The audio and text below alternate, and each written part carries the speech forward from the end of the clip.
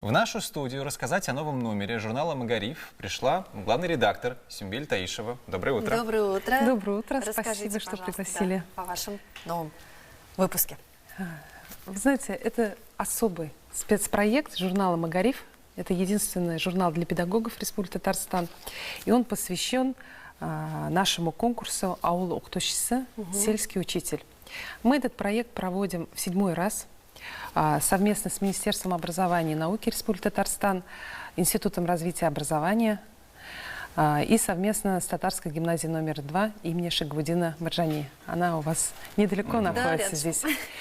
Вы знаете, мы очень благодарны, что в этом году этот конкурс получил особую поддержку. Ведь в нем за 7 лет приняли участие более 2000 человек. И впервые в этом году прислали свои уроки педагоги из Тюмени, из Ульяновской области, из Республики Башкортостан. То есть активно принимает участие в этом масштабном, скажу, не побоюсь этого слова, мероприятии преподаватели, да, здесь вот у нас прям целая такая фотоподборка, вы можете увидеть. Каждый год мы выбираем новую площадку. В этом году это мероприятие прошло в такой камерной обстановке. Если в предыдущие года это была ратуша, Государственный совет, то в этом году мы выбрали Дом татарской книги. Вот. И у педагогов была возможность пообщаться друг с другом и еще посетить музей Шариф Камала. Вы знаете, недавно это здание было реставрировано. И огромное спасибо Марату Гутовичу Ахметову, который лично курировал этот проект. И мы нашли хорошие деньги. Первое место, значит, победительница получил 50 тысяч рублей. В чем суть самого конкурса? Ну, конкурс стартует в марте. Значит, мы объявляем условия, каждый год они, понятно, меняются.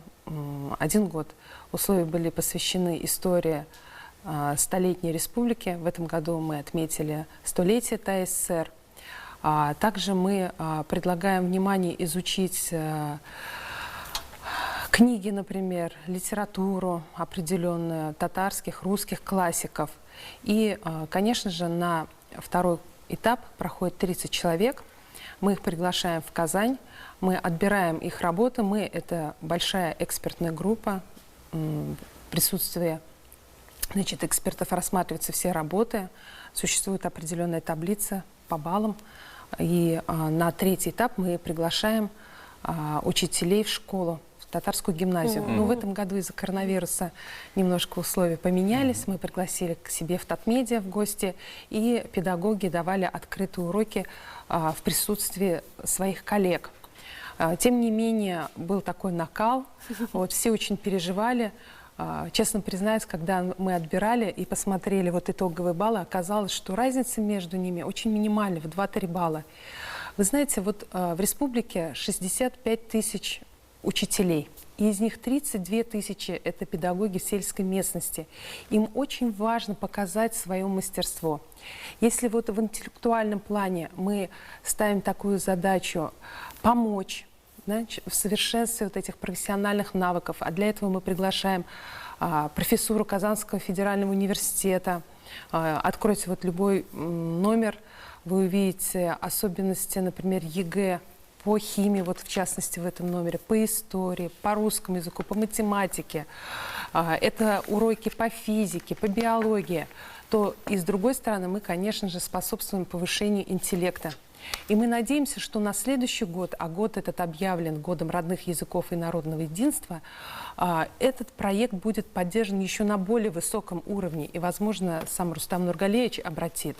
Потому что сегодня одна из основных проблем, которая волнует нас, и об этом говорят все наши авторы, в том числе и Роза Шаяхметова из Министерства образования и науки, который возглавляет профильный отдел, и Римма Атласовна Ратникова, которая приехала, стала нашим главным гостем в этом мероприятии. Все говорят о проблеме подготовки национальных кадров и знания языков.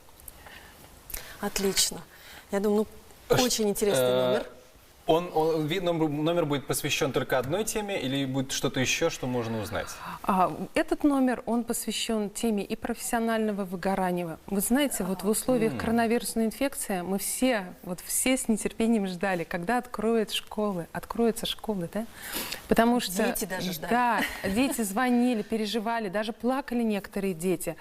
И вот эта ситуация, она показала...